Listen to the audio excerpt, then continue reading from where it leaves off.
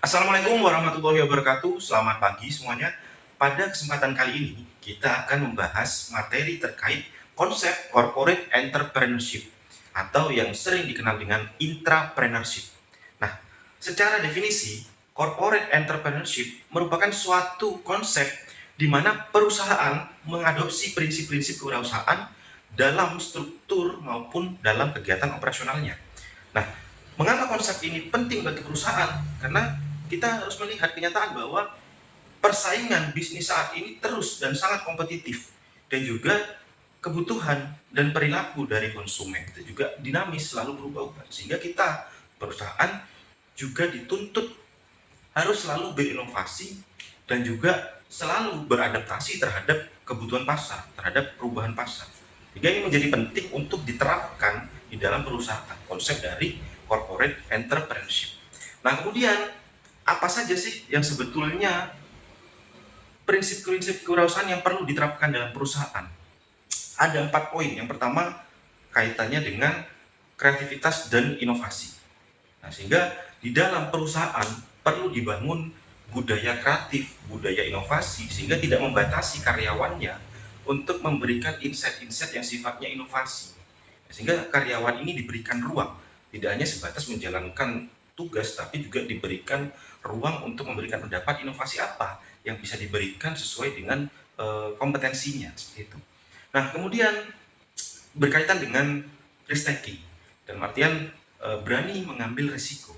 Tentu dalam setiap keputusan kita selalu dihadapkan, perusahaan selalu dihadapkan yang namanya dengan resiko. Sehingga di dalam perusahaan perlu untuk dibiasakan, baik itu karyawan maupun pihak manajemen, untuk terbiasa akan mengambil resiko. Karena tanpa resiko kita juga tidak ada progres. Progresnya mungkin hanya kecil saja. Nah, sehingga perlu yang namanya pembiasaan dalam pengambilan sebuah resiko. Kemudian prinsip yang ketiga kaitannya dengan problem solving. Nah, pemecahan masalah. Sehingga di dalam perusahaan ini harus terbiasa untuk berdiskusi, terbiasa untuk sharing pendapat, saling tukar pikiran untuk memecahkan satu problem. Nah, sehingga budaya untuk komunikasi yang efektif, kemudian juga budaya untuk berdiskusi, budaya untuk musyawarah itu perlu dibiasakan di dalam perusahaan. Nah, kemudian prinsip yang keempat kaitannya dengan cost concern. Nah, jadi perusahaan juga berfokus pada bagaimana melakukan efisiensi terhadap biaya. Nah, ini perlu kita untuk meninjau ya, sejauh mana kegiatan operasional perusahaan ini sudah efektif, sudah biaya-biaya dikeluarkan sudah efektif di dalam operasional maupun di dalam manajemen perusahaan, seperti itu. Nah, kemudian kita beralih kepada cara atau langkah-langkah dalam memulai corporate entrepreneurship. Tentu yang pertama berkaitan dengan menciptakan budaya yang mendukung. Karena budaya dalam perusahaan ini menjadi pondasinya ya. Pondasi dasar yang perlu untuk diterapkan dan perlu untuk dilakukan yang namanya kontrol. Nah, sehingga perusahaan perlu dulu nih menerapkan budaya-budaya yang memang merepresentasikan jiwa entrepreneurship tadi. Nah, sehingga ketika budaya ini sudah eh, apa dideskripsikan, sudah direpresentasikan sesuai dengan jiwa entrepreneurship tadi yang berkaitan dengan inovasi, kemudian risk taking, problem solving, kemudian cost concern. Nah, maka hal selanjutnya ya, kemudian kita mengimplementasikan budaya.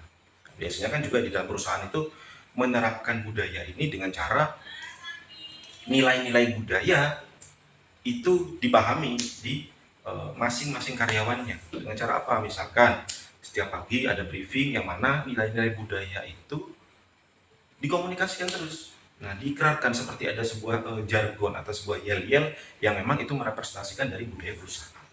Nah, kemudian yang kedua, langkah dalam mulai entrepreneurship tentu kita juga perlu menerapkan atau memberikan ruang bagi karyawan, bagi pihak manajemen juga di dalam mengembangkan budaya entrepreneurship ini.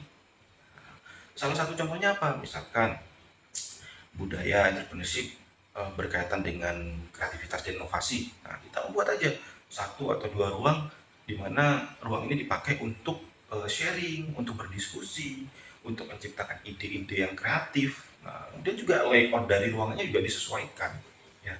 Kemudian juga misalnya disediakan tempat untuk gym, tempat untuk dia bermain game misalkan. Nah, karena hal-hal seperti itu atau lingkungan yang mendukung dalam proses transformasi ke budaya entrepreneurship itu menjadi sangat penting. Nah, sehingga perusahaan juga perlu dalam hal memberikan ruang dan juga infrastruktur. Nah, juga perusahaan pun juga harus memberikan ruang dalam hal komunikasi. Sehingga perlu dibuat mekanisme bagaimana sih karyawan ini diberikan ruang untuk dia berdiskusi, dia mengemukakan ide-ide kreatifnya. Nah, kemudian yang ketiga, tentu kita harus mendukung yang namanya SDM-nya, memfasilitasi SDM ini agar dia memiliki mindset dan juga perilaku entrepreneurship. Dengan cara apa? Salah satunya kan dengan memberikan training yang berkelanjutan, memberikan pelatihan-pelatihan, kemudian memberikan mentoring, memberikan coaching. Nah, yang mana semua kegiatan itu bertujuan untuk meningkatkan dan juga merubah mindset dari karyawan sehingga dia memiliki jiwa entrepreneurship. Nah, kemudian pembahasan yang selanjutnya berkaitan dengan mengapa sih perusahaan ini kesusahan dalam menerapkan konsep corporate entrepreneurship tadi.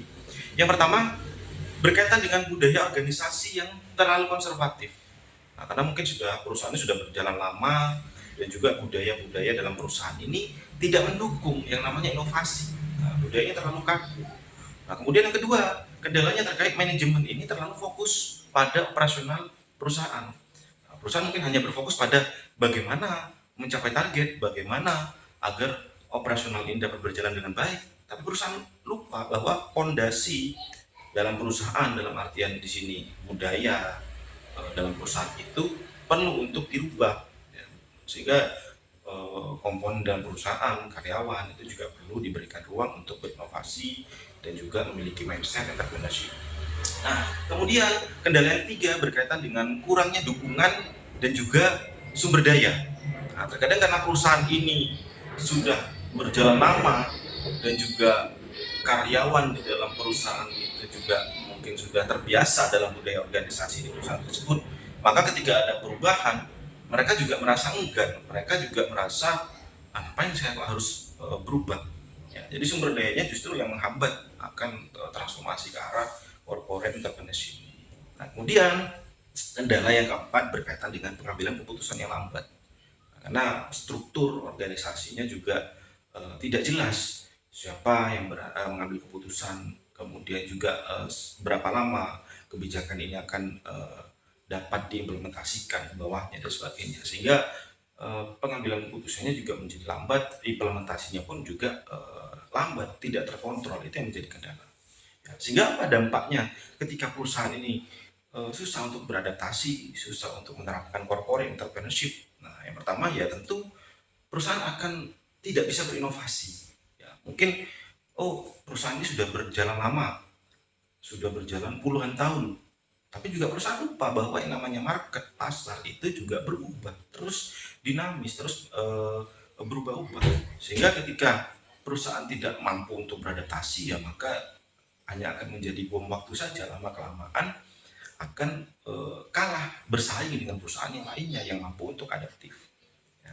Sehingga corporate entrepreneurship ini menjadi concern penting untuk diterapkan dalam perusahaan. Nah, kemudian pembahasan yang berikutnya berkaitan dengan sustainable competitive advantage. Nah, di mana sustainable competitive advantage ini berkaitan dengan keunggulan bersaing yang dapat dipertahankan dalam jangka yang panjang. Apa saja sih komponen dari sustainable competitive advantage ini, atau yang bisa disingkat SCA? Yang pertama katanya mampu beradaptasi. Perusahaan mampu beradaptasi dengan lingkungan, kemudian juga fleksibel. Dalam artian perusahaan juga tidak menutup kemungkinan untuk mengikuti apa yang menjadi permintaan dari pasar seperti itu. Nah, kemudian yang ketiga kaitannya dengan speed, kecepatan. Ya, karena namanya perusahaan juga ini bersaing terus dengan kompetitor, sehingga kecepatan itu juga diperlukan. Ya, siapa yang dahulu menjadi top of mind dalam pasar itu. Nah, kemudian yang keempat berkaitan dengan aggressiveness. Sejauh mana perusahaan dapat menangkap peluang, merespon kebutuhan pasar dan juga cepat dalam mengambil keputusan. Kemudian kelima, keinovasian. Perusahaan dituntut untuk selalu berinovasi secara berkelanjutan, baik itu dari segi proses maupun dari segi produknya. Kemudian pembahasan selanjutnya terkait dengan bagaimana strategi dalam menciptakan sustainable competitive advantage. Yang pertama berkaitan dengan fokus pada inovasi yang berkelanjutan. Inovasi yang berkelanjutan di sini berkaitan dengan bagaimana perusahaan dapat terus-menerus menciptakan sebuah produk yang fit to market, yang dibutuhkan oleh konsumen. Nah, sehingga perusahaan juga perlu untuk melakukan riset. Nah, kira-kira produk apa dan bagaimana spesifikasinya terkait yang dibutuhkan oleh konsumen. Nah, selain dari inovasi dalam hal produk, inovasi juga perlu dilakukan dalam hal prosesnya. Bagaimana perusahaan dapat membuat sebuah proses bisnis ini secara efisien, sehingga perlu diidentifikasi dari proses bisnisnya, tahapan-tahapannya. Kemudian dalam hal model bisnis, nah, itu juga perlu dilakukan sebuah inovasi yang berkelanjutan, karena ya perkembangan zaman kita juga dituntut untuk mampu beradaptasi. Model bisnis apa sih yang cocok untuk zaman sekarang misalkan, itu juga perlu dilakukan. Nah, kemudian yang kedua, strategi menciptakan SCA tadi, yaitu dengan merespon terhadap perubahan pasar. Perusahaan harus mampu menyesuaikan diri dengan perubahan pasar agar produk dan juga perusahaannya tetap relevan. Nah, kemudian yang ketiga, strateginya yaitu dengan pemanfaatan teknologi dan juga digitalisasi. Nah, karena teknologi dan digitalisasi ini juga berpengaruh terhadap akselerasi kecepatan perusahaan dalam merespon pasar tadi dan juga dalam mengkomunikasikan produknya. Nah, sehingga perusahaan juga perlu mengintegrasikan teknologi untuk meningkatkan efisiensi dan juga efektivitas. Oke, kemudian ini beberapa contoh perusahaan-perusahaan yang menerapkan budaya corporate entrepreneurship dalam perusahaannya, sehingga dia bisa terus berinovasi, terus menjadi pemimpin dalam bisnisnya. Yang pertama, perusahaan ROG. Nah, dia juga mengeluarkan produk yang namanya ROG Smart Lens. Ini produk VR, virtual reality, yang mana didesain seperti kontak lens. Nah, kemudian juga ada perusahaan teknologi Apple, dia mengeluarkan produk Apple Vision Pro. Kemudian juga ada perusahaan Tesla, dia perusahaan mobil listrik yang bisa dikatakan pioner karena dia agresif, dia mampu menangkap peluang secara cepat. Oke, kesimpulan yang bisa kita ambil pada pembahasan kali ini yaitu konsep corporate entrepreneurship ini menjadi sangat penting bagi perusahaan yang berkaitan dengan sejauh mana perusahaan dapat menerapkan jiwa-jiwa kewirausahaan, sehingga dengan mengintegrasikan prinsip-prinsip corporate entrepreneurship ini, perusahaan dapat meningkatkan daya saingnya dan juga mempercepat inovasi, menciptakan budaya yang memungkinkan karyawan untuk berkembang serta berkontribusi secara aktif. Mungkin itu yang bisa saya sampaikan. Sampai ketemu di kesempatan selanjutnya. Terima kasih. Assalamualaikum warahmatullahi wabarakatuh.